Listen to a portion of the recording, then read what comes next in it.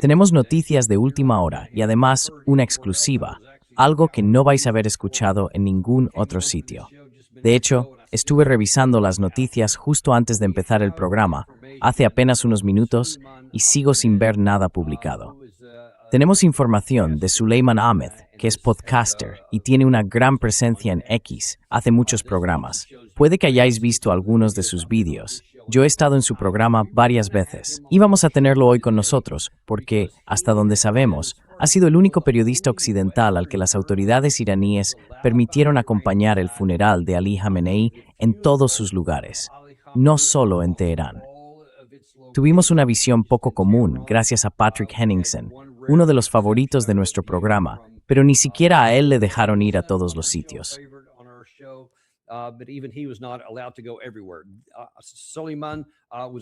Suleiman pudo ir a todos los lugares en Irán y también a Irak, y hoy ha llegado a su destino final en Mashhad, el lugar de nacimiento del líder supremo. Nos contó primero que íbamos a tenerlo en el programa hoy, pero la conexión era tan mala que no pudimos hacerlo.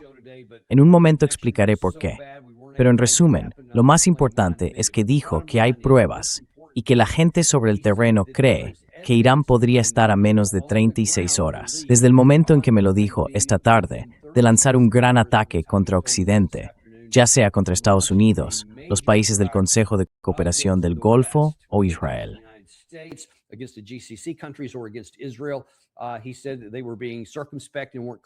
Dijo que estaban siendo muy cautelosos y que no eran claros. De hecho, explicó que la razón por la que no pudo venir al programa hoy es que en lugar de regresar a Teherán, a donde pensaba volver y donde tienen un internet relativamente bueno, no pudo subir a un avión porque Irán había cerrado todo el espacio aéreo. No están permitiendo que nadie vuele a ningún sitio. Así que tiene que ir en coche y va a conducir unas 11 horas para llegar a Teherán. Antes de eso intentamos hablar con él por teléfono, pero la señal era tan mala que se cortaba constantemente.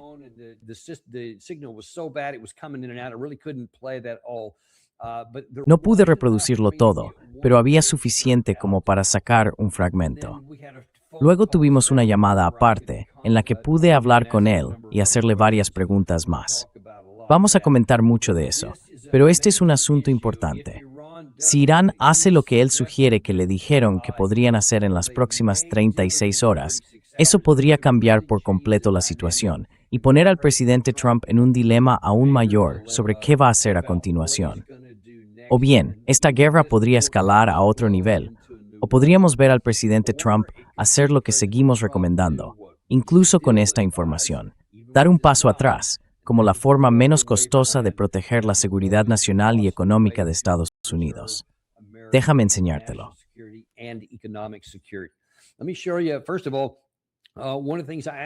Antes que nada, una de las cosas que te pregunté, hemos visto los vídeos de todas esas paradas a lo largo del recorrido del funeral. Y hasta hemos hablado de la gente agitando banderas, muy expresiva, con aspecto de estar enfadada. Hay personas llorando y todo eso. Pero dije, eso es solo lo que vemos en planos generales o lo que sea. ¿Cómo es realmente sobre el terreno? ¿Y qué averiguaste al hablar con la gente en esos actos? Nadie está hablando de cuáles son las implicaciones, porque yo tengo la impresión, y esto es solo una suposición mía, de que todo esto está reforzando el apoyo al régimen de una forma que nadie habría podido imaginar. Jamás. Y desde luego yo no lo imaginaba, hasta el punto de que le da al gobierno mucha más libertad para continuar el conflicto y no ceder ante Occidente. ¿Tú cómo lo ves?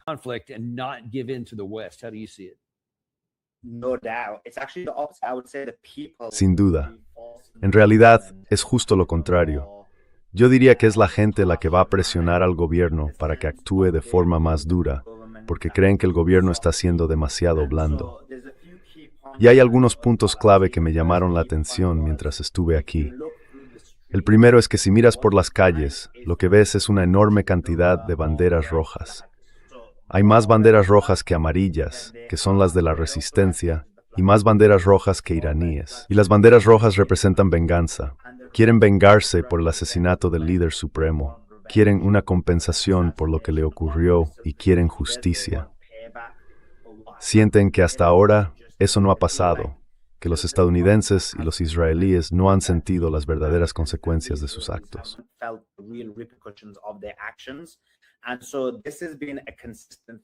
Así que este ha sido un tema constante. He entrevistado a mucha gente y ni una sola persona cree que ahora mismo deba haber un acuerdo final. Todos piensan lo mismo, o se vuelve directamente a la guerra como si nunca hubiera habido un acuerdo, o, y esto es una minoría como dije, confían en el equipo de negociación. Confían en ellos porque saben que Trump no es capaz de cerrar un acuerdo. Y en realidad, lo ven como una forma de conseguir dinero gracias a la posibilidad que tienen de vender petróleo, con la idea de que tarde o temprano volverán a la guerra. Ese es el primer sentimiento.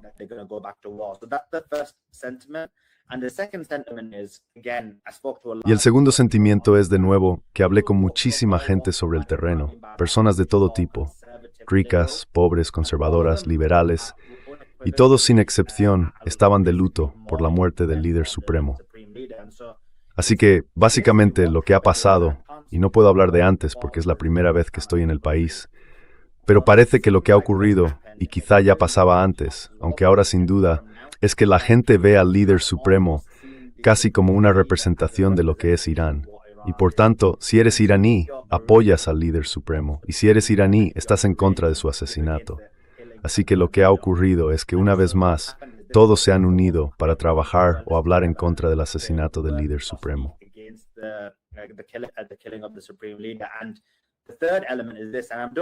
Y el tercer elemento es este, y no sé si fue esto lo que frustró tanto a Trump, porque él sí dijo algo como, me odian, estoy en una lista, y otras cosas por el estilo. Ahora, esa lista podría venir de algunos sionistas en Washington que se la dieron, pero lo que él habría visto son las imágenes. Y lo que yo vi fue que una vez más, el mensaje más repetido en los 3 actos, sin ninguna duda, era sobre Trump. Como si hubiera una recompensa por Trump, o querían consecuencias para Trump. Obviamente hay cosas que no podemos decir en YouTube, pero era algo así como, y da por Trump. Estoy usando sinónimos, porque ya sabes, estamos en YouTube, pero esa era la sensación y los carteles o pancartas más repetidos en los 3 o 4 eventos.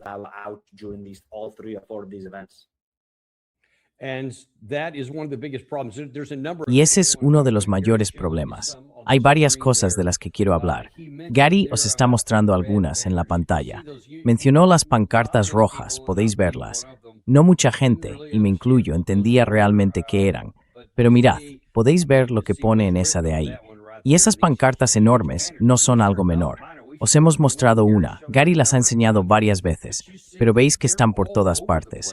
Y esas banderas que se ven son por venganza. Eso es lo que buscan. Y esto no fue algo menor. Es una de las cosas que él dijo que más le llamó la atención en todos los lugares, lo fuerte que era.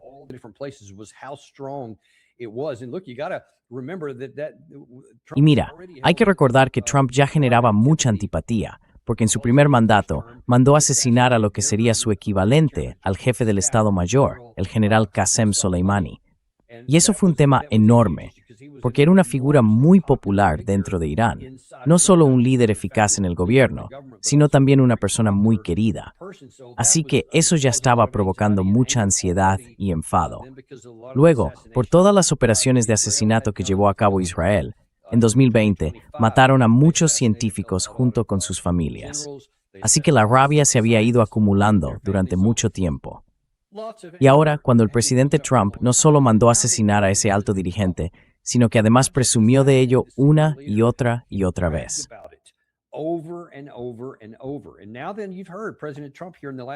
Y ahora, bueno, habrás oído que el presidente Trump en los últimos días ha dicho en varias ocasiones, estoy marcado, soy el número 1. Solo hay que mirar esos videos, y literalmente lo muestran ahí. Pero uno puede imaginar que probablemente está recibiendo mucha información clasificada, y no sorprendería a nadie si eso fuera una misión activa, si quisieran hacerlo. Porque se piensa que el nivel de enfado es tan alto que... Porque otra de las cosas que dijo, y ahora hablaré de eso, bueno, en realidad lo mencionó en esa parte, fue que no importaba de qué estrato de la sociedad viniera la gente. Si eran personas normales de la calle, si pertenecían a la élite, o si estaban en medio, clase media, clase alta. lo que fuera.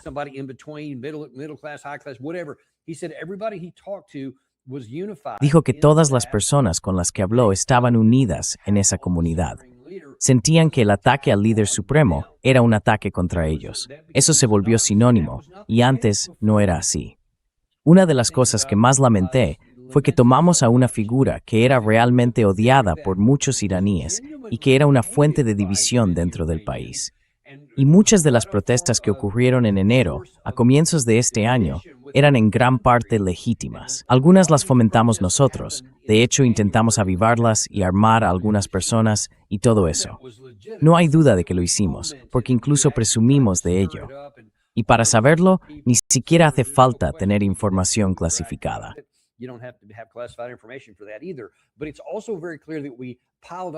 Pero también está muy claro que nos sumamos a algo que ya existía. Tengo algunos amigos de hace muchos años aquí en Washington que fueron considerados enemigos del Estado, expulsados de Irán y en un caso concreto torturados. Así que tenían mucha antipatía hacia el gobierno iraní y mucha gente dentro del país también la tenía. Nosotros tomamos esas situaciones y al actuar de esa manera, al asesinarlo y elevarlo al estatus de mártir, quiero decir, es equivalente a la anathema, como la fe católica. En su lenguaje, anunciado fortines.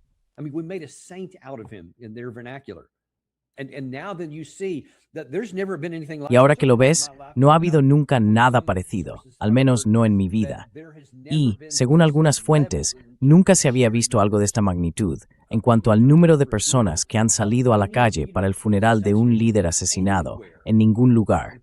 Por lo visto, la última vez que ocurrió algo parecido fue con el Ayatollah Khomeini, el original, el que estaba al mando de todo esto. Perdona, Gary, si puedes silenciar ese otro micrófono, sería genial. Y este ha sido muchísimo mayor, con muchísimos millones de personas.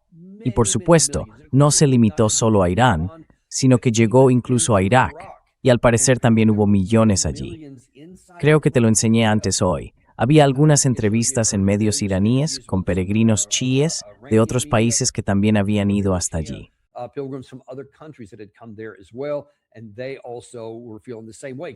Y ellos también se sentían igual, porque se sentían unidos, y creen que esto es un ataque de Occidente contra su religión.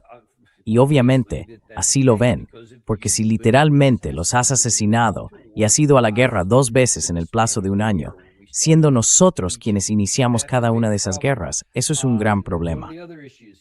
Otro de los temas, dijo, que muchas de las personas de las que me habló Soleimani, tanto en ese fragmento como en algunas de las conversaciones telefónicas posteriores, es que la gente normal que ves ahora mismo en pantalla, no quiere un acuerdo. Una gran parte de ellos no quería el memorando de entendimiento.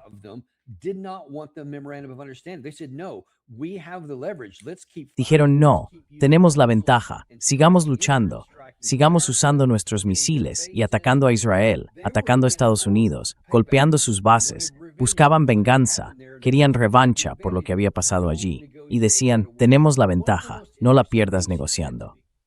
Una de las cosas más interesantes que me dijo fue que en el primer funeral que celebraron en Teherán, me comentó que por supuesto fue un acto solemne, con mucho llanto, mucha emoción y discursos de mucha gente.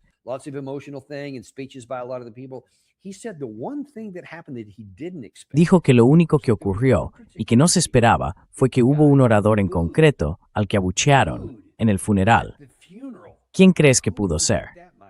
El presidente Pezeshkian, porque aparte de Trump, puede que sea una de las figuras más detestadas ahora mismo, quizá incluso más que Galibaf, que fue el jefe negociador.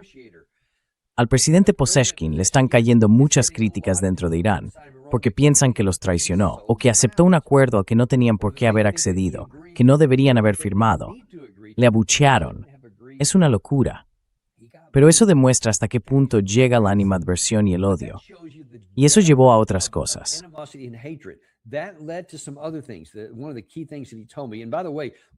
Una de las cosas más importantes que me dijo, y por cierto, todavía esperamos que pueda llegar a Teherán mañana, es que, con suerte, lo tendremos de nuevo en el programa en directo para que podáis escuchar todo esto de primera mano, además de muchas otras cosas que ha descubierto. Solo voy a mencionar algunas de las más relevantes, porque no tuvimos tanto tiempo. Descubrió mucho más durante su estancia. Y por supuesto, si pasa algo entre hoy y mañana, podrá darnos información directa sobre ello. Pero una de las cosas en las que más insistió es que están dispuestos a soportar mucho sufrimiento. Ya tuvimos a Alastair Crooke en el programa al principio de todo este proceso.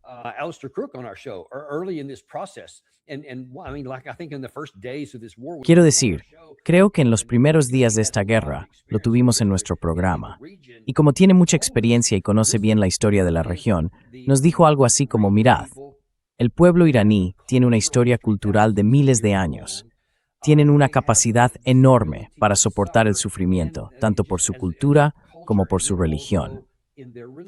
Toda la fe chií, incluso más que el Islam en general, el Islam chií frente al suní, gira en torno al sufrimiento. Se trata de eso, de que su pueblo sufre, y eso forma parte de su mentalidad, y lo han demostrado. Ya en los primeros días de la guerra, él nos advirtió, no esperéis que las dificultades hagan que esta gente empiece a desmoronarse.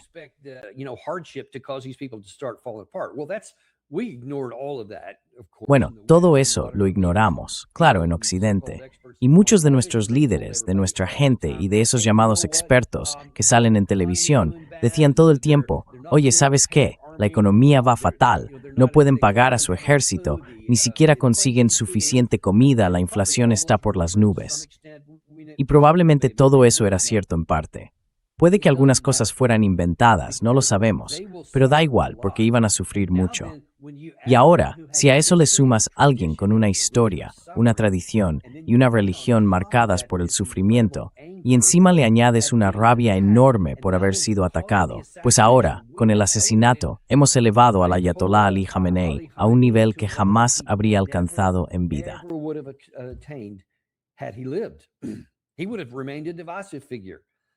Habría seguido siendo una figura divisiva. Ya existía, recuerda, esa afirmación de que estaban más débiles que nunca en sus 47 años, ¿verdad? Lo repetían hasta la saciedad. Siempre fue una exageración, pero también tenía algo de cierto.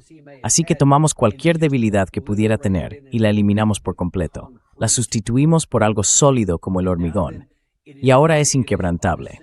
Y otra de las cosas interesantes, que de verdad me abrió los ojos, fue lo que me dijo Suleimán. Me dijo, mira, incluso cuando dicen que quieren volver a la guerra, es que realmente quieren volver a la guerra. Y yo le respondí, sí, pero ellos entienden que aunque tengamos limitaciones, no es que nuestras bombas sean débiles, podemos destruir muchas cosas.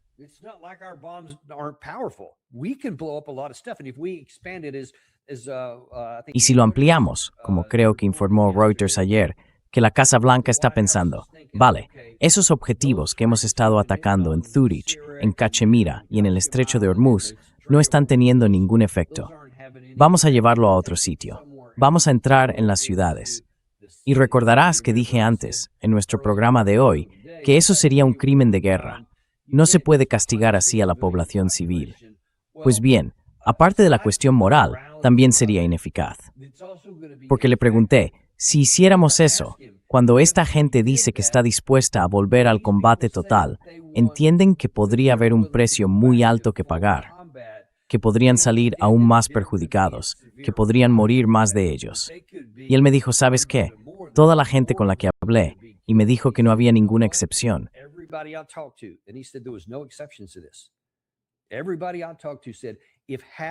Todo el mundo con quien hablé me dijo que si la mitad de nuestra población tuviera que morir, pero con eso lográramos por fin la paz y derrotar a nuestros enemigos en la región, entonces sería un precio que estarían dispuestos a pagar. Ahora bien, reconozco que hablar de eso en teoría es una cosa, sobre todo en un momento de tanta emoción, cuando estás rodeado de tus compañeros y todos comparten ese mismo sentimiento. Es fácil decir algo así. Hacerlo es mucho más difícil. Pero ahí está el problema. Si alguien intenta decir, bueno, no lo dicen en serio, hay que recordar que ellos ya lo han vivido. Cualquiera que haya nacido a partir de 1980 en ese país, vivió la guerra entre Irán e Irak. 8 largos años de privaciones. Murieron cientos de miles de iraníes. Hemos tenido al profesor Morandi en nuestro programa varias veces. Él fue uno de ellos. También luchó en esa guerra.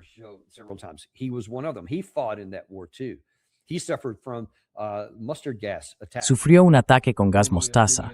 Mucha otra gente en su país también lo sufrió. Muchos murieron por eso.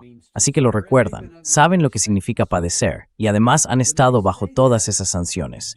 Por eso cuando dicen eso no lo descartes, porque es un país que se ha unido. Yo pensaba que habría ese efecto de cerrar filas en torno a la bandera, ese tipo de reacción cuando todo esto ocurriera. Me parecía lógico. Pero vaya, incluso yo subestimé lo increíblemente unidos, casi monolíticos, que han estado, al menos por ahora. Y bueno, uno puede hacerse una idea si piensa en Estados Unidos. Basta con mirar atrás, a la historia, después de Pearl Harbor, y ver cómo aquello unió a todo el país, cuando había mucha gente que estaba en contra de la guerra y mucha otra que no quería entrar en ella.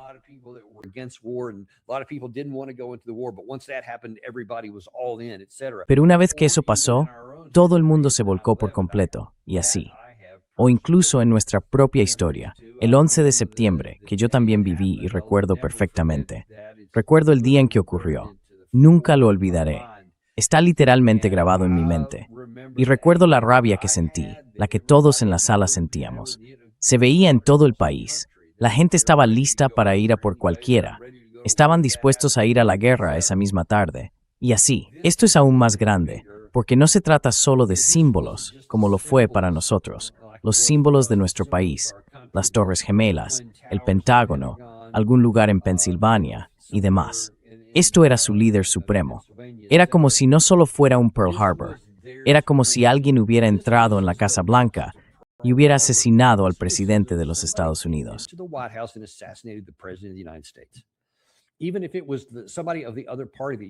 Aunque fuera alguien del otro partido que no te cayera bien, eso representa el símbolo de Estados Unidos. Y te aseguro que nuestro país probablemente reaccionaría igual aquí. Así que no caigamos en ese hábito que tenemos tantas veces de demonizar al otro bando y convertirlo en una caricatura. Porque el presidente Trump intentó hacerlo justo ayer, hablando de que son matones, que son malvados, perversos o lo que sea, y que son como autómatas, como robots, que no son personas de verdad. Pero sí lo son personas reales, y tienen las mismas emociones que tú, las mismas que yo he tenido. Y si los pones en una situación parecida, hay muy pocas cosas que no harían.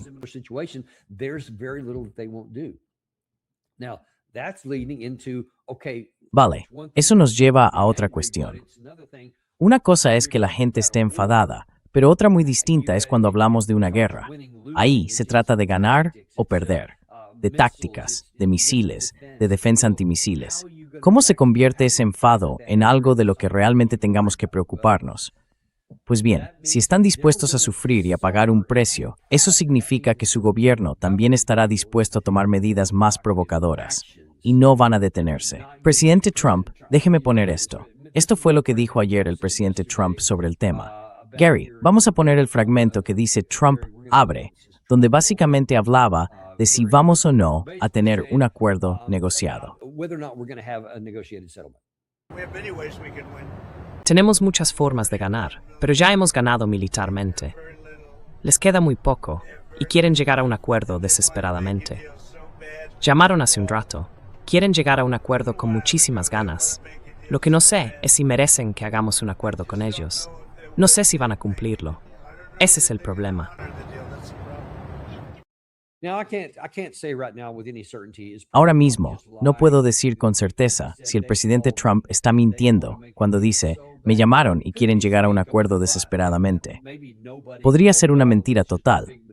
Puede que nadie le haya llamado y que sea solo una invención suya o una mentira consciente. No lo sé. Podría ser cualquiera de las dos cosas. Pero sea lo que sea que tenga en la cabeza, él piensa que van a suplicarle por un acuerdo. Y la gente, por desgracia, en Estados Unidos, sobre todo entre sus seguidores, no sé por qué, sigue creyendo al presidente Trump y se toma sus palabras al pie de la letra, aunque una gran parte, la mayoría de las cosas que dice, se ha demostrado que son completamente falsas, y además, de forma evidente.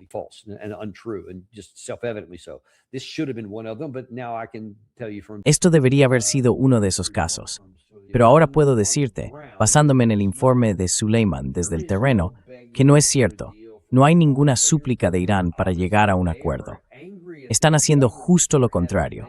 Están enfadados con su propio gobierno por haber hecho acuerdos hasta ahora, lo que significa que es poco probable que hagan uno nuevo.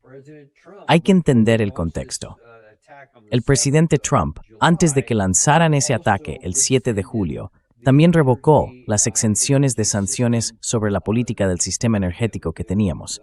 Así que retiramos eso. Lo habíamos concedido al principio y ahora lo hemos retirado. Por lo que he podido averiguar, todavía no se han liberado los fondos. El presidente Trump dijo ayer que no lo habíamos hecho.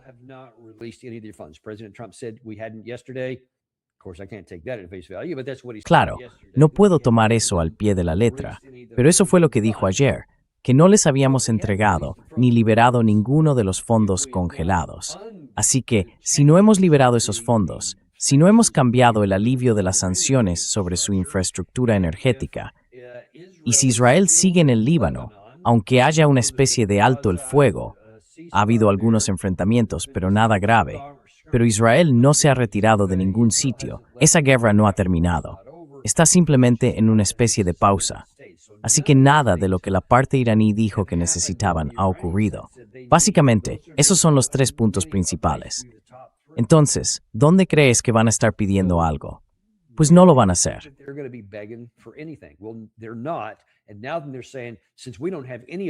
Y ahora dicen que, como no tenemos ninguna de esas cosas, y además nos quitaste una de las que nos habías dado, que era el alivio de las sanciones, ahora estás dando a Irán todos los incentivos para ir más allá.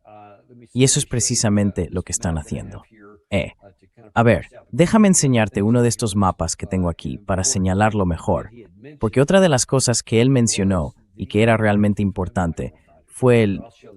Bueno, si no lo encuentro muy bien, lo enseño igual, porque no es gran cosa. El Bab el-Mandeb. Esto, por si no lo habéis visto, todo el mundo conoce el estrecho de Hormuz, claro. Pero también está el Bab el-Mandeb, que es esta zona de aquí abajo, perdón por el mapa, en el Mar Rojo.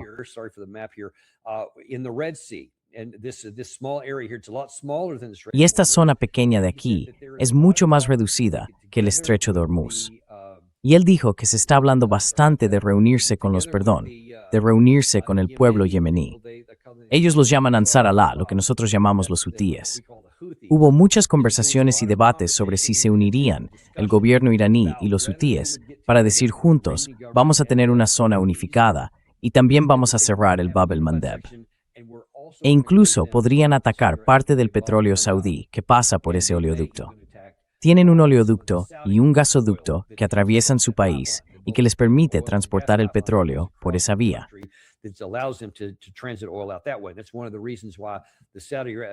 Esa es una de las razones por las que Arabia Saudí, gracias Gary. Verás, pueden ir hacia el norte por el canal de Suez o hacia el sur por el Bab el-Mandeb. Y si el Bab el-Mandeb se cierra, entonces el petróleo saudí tendrá que ir hacia el norte por el canal de Suez, siempre que ese canal no esté también bajo ataque. Así que si se corta además, creo que son entre 3 y 4 millones de barriles al día, y se bloquea por completo el estrecho de Hormuz, que al parecer está ahora mismo sobre la mesa, la situación sigue en marcha. Creo que hoy mismo pasaron 25 buques, normalmente eran entre 100 y 130, así que sigue muy por debajo de lo normal, no llega ni a un tercio, ni siquiera a una cuarta parte, pero algo es.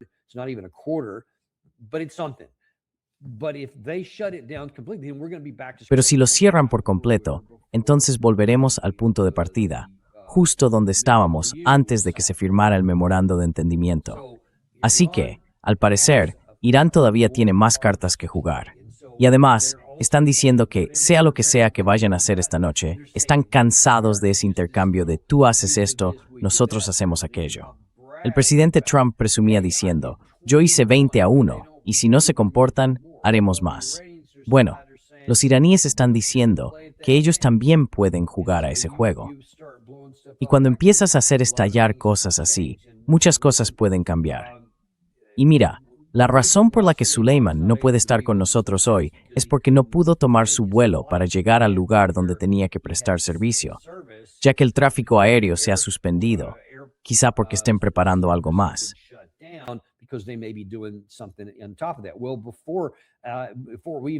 Bueno, antes incluso de colgar el teléfono, Al Jazeera ya estaba informando de nuevos ataques contra Irán. Y curiosamente, vi una declaración de Estados Unidos diciendo que no eran ellos, que no estaban detrás de eso. Pero aquí están estos informes de ataques en Irán, en la provincia sureña de Konarak, en Baluchistán, que se ha convertido en un lugar muy importante. Está justo frente al Golfo de Omán. Y también hay ataques en Bandar Abbas, que ya había sido golpeada un par de veces. Estos informes son de hace 10 minutos, 35 minutos, justo antes de que saliéramos al aire. Los capturé en ese momento. Así que, por lo visto, ahora mismo sigue ocurriendo más.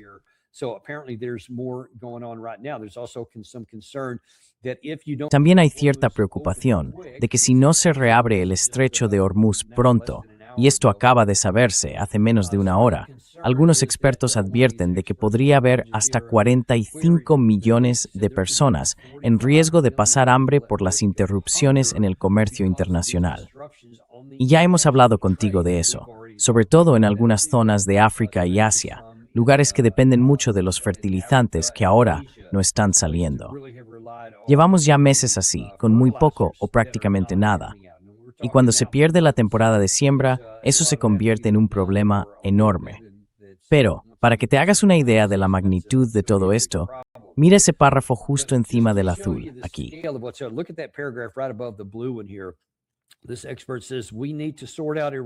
Este experto dice que tenemos que resolver el programa nuclear de Irán, la libertad de navegación en el estrecho de Hormuz, la interferencia de Irán en la región y los ataques israelíes en Palestina. Que los libaneses y los sirios deben poner fin a eso y que también tenemos que revisar el comportamiento de Estados Unidos en la zona. Vamos, que lo único que hay que hacer es solucionarlo todo y entonces todo irá bien. Eso demuestra lo enorme que es el problema. Y ahora, además, cualquier dificultad que ya teníamos antes del 7 de enero o de julio, cuando empezamos con estas acciones aquí, se ha vuelto muchísimo más complicada. Porque podríamos haber resuelto algunas de esas cosas, pero yo seguía defendiendo que deberíamos haber aplicado el plan de retirada. Aún así,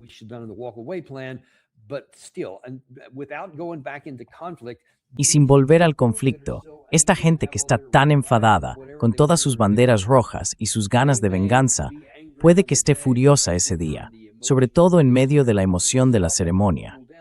Pero eso puede enfriarse con el tiempo, a menos que sigamos agitando el tema.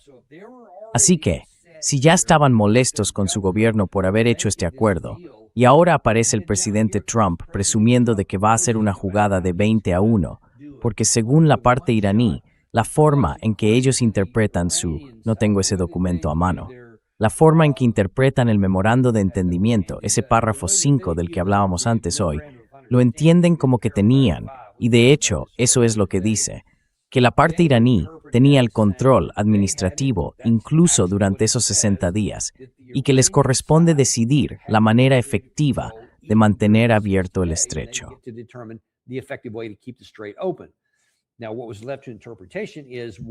Ahora, lo que quedó abierto a interpretación fue qué pasa si no se sigue su método. Eso no se abordó ahí, así que ellos mismos dieron su propia respuesta. No nos gustó esa respuesta. Y por eso decidimos usar la fuerza militar. Si Irán atacó 3 barcos, en lugar de hacer algo proporcional, como destruir 3 embarcaciones y decir, vale, ya está, eso es todo lo que necesitamos hacer, volvamos a lo nuestro. Ni siquiera intentamos hacer eso, porque el presidente Trump no piensa en esos términos, de forma lógica, racional, en política exterior o diplomacia. Eso no existe. Su mente no funciona así. Su mente funciona como, yo te digo lo que tienes que hacer, tú lo haces. Yo tomo, tú das. ¿Alguna pregunta? Así es como le gusta operar.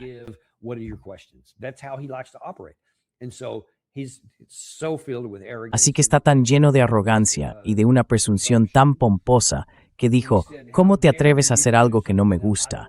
Ahora voy a matarte, voy a hacer explotar a un montón de gente y a matar a muchos de tus soldados, y lo haré 20 veces más grande. Y si tú respondes, iremos 20 veces por encima de eso. Sí, gracias por eso, Gary. Justo ahí. Mira, en el lado del memorando de entendimiento, la República Islámica de Irán se comprometía a hacer todo lo posible para garantizar el paso seguro de los buques comerciales. Eso era, y no cobrarían peajes durante 60 días, pero decían que harían todo lo posible para asegurar ese paso seguro. Ellos tenían que determinarlo. Lo dejamos abierto, no lo especificamos. No dijimos que tenía que ser de una forma o que no podía ser de otra.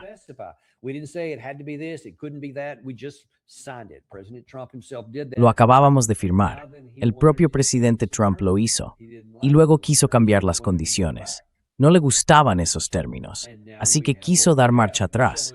Y ahora tenemos lo que tenemos. En lugar de reconocer un error que habíamos cometido, que el presidente Trump había cometido al firmar ese acuerdo e intentar solucionarlo, lo que hace es entrar a lo grande, con un mazo, para intentar arreglar algo que quizás solo necesitaba un pequeño toque, porque no entiende los matices. Ahora Irán ha dicho, vale, esto les ha dado munición a todas esas personas enfadadas de las que acabo de hablar, porque ahora miran a su gobierno y dicen, ¿ves? Ya te dije que era un error. No se puede confiar en el presidente Trump. Ya lo habían dicho antes, lo dijeron muchas veces. Dijeron que no se puede confiar en él.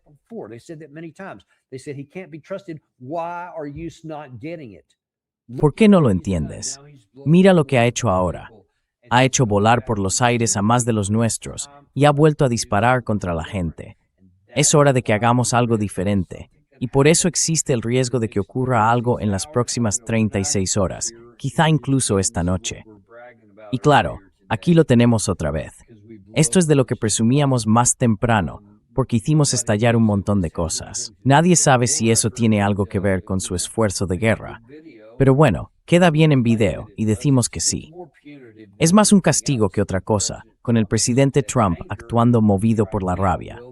Mientras tanto, el lado iraní está diciendo que hay que hacer algo, y no solo responder por otra cosa, sino ir más allá contra Estados Unidos de lo que hicieron contra nosotros aquí.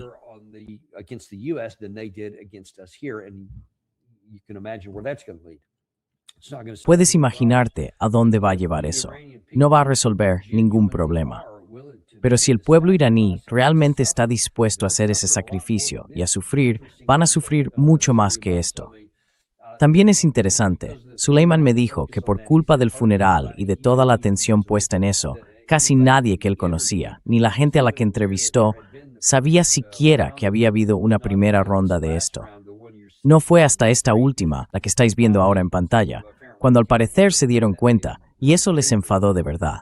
Así que si esto se extiende a otras ciudades, como informaba Reuters hoy, o ayer, o más adelante, eso solo va a aumentar su enfado y la sensación de que van a sufrir.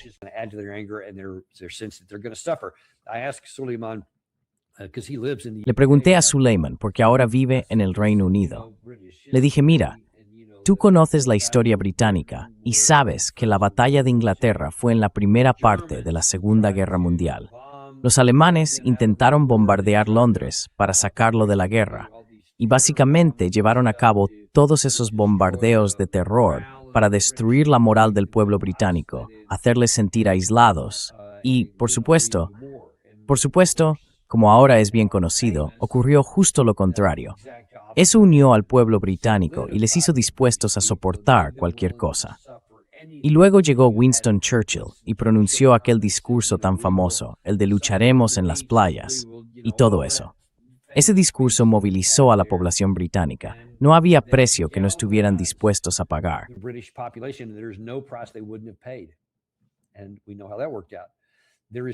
Y ya sabemos cómo acabó aquello. No hay ningún motivo para pensar que, solo porque sean persas y que en nuestro país no falten personas de piel morena, hablando con franqueza, el presidente Trump no sienta desprecio por ellos. Está claro que lo tiene, por cómo los describió ayer, diciendo que son escoria y todo ese tipo de cosas. Así es como los ve. Por eso no le importa si mata a un montón de ellos, porque para él ni siquiera básicamente son subhumanos. Pero ellos sí se preocupan y no van a dejarse intimidar como ha visto que ocurría antes. No como los sirios, no como los venezolanos, ni siquiera como los iraníes en la primera ronda de todo esto, en 2020. Esos tiempos se han acabado, y me temo que quizá lo vayamos a descubrir.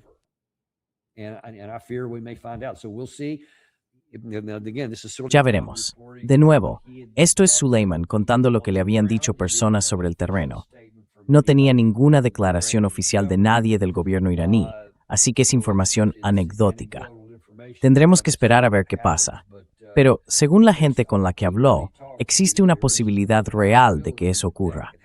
Y entonces llega la pregunta que me hago siempre. ¿Y después qué?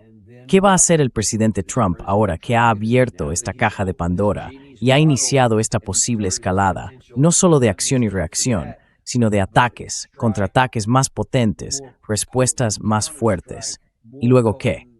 ¿Qué va a hacer si los iraníes no se limitan a responder de forma proporcional, sino que hacen algo parecido a lo que hizo Trump y van más allá? Por lo que me han contado, en la primera ronda de ataques alcanzamos 80 objetivos.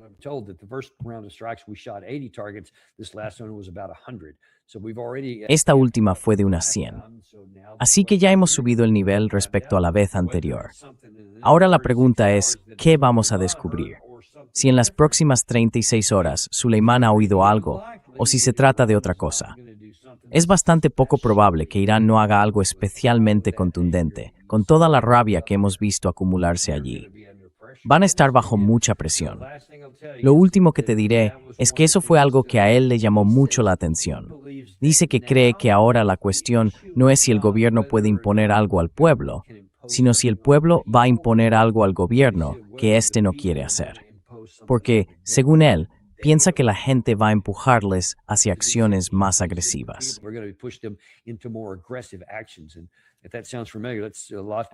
Y si eso te suena familiar, es muy parecido a lo que puede estar pasando ahora mismo en Rusia. Más presión sobre Putin, no para que se retire, sino para que vaya más allá. Esa dinámica que hemos creado en ambos lugares puede acabar volviéndose en nuestra contra algún día. Habrá que esperar y ver cómo termina todo. Aún así, sigo confiando en el plan de retirada, porque probablemente sea lo único que puede evitar que eso ocurra, lo único que puede calmar a esa multitud enfadada y hacer que al menos se eche atrás.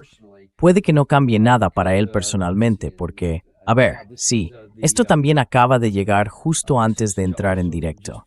El comandante en jefe ha prometido venganza contra los asesinos de los líderes mártires, tarde o temprano. Ese mensaje tan simple es el que han transmitido allí.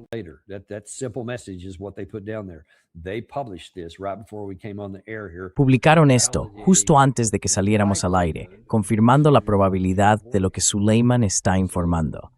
Así que no penséis que esto se va a resolver pronto, pero puedo casi garantizaros que no va a salir bien para nosotros, y no vamos a salir de esto como vencedores. Ya hemos perdido. La única pregunta que queda es hasta qué punto será esa pérdida. Seguiremos atentos a todo esto y os contaremos cualquier novedad en cuanto ocurra. Por lo demás, nos vemos en el próximo episodio de Daniel Davis Deep Dive. Ya sabéis que no tenemos patrocinadores porque odiamos bombardearos con anuncios.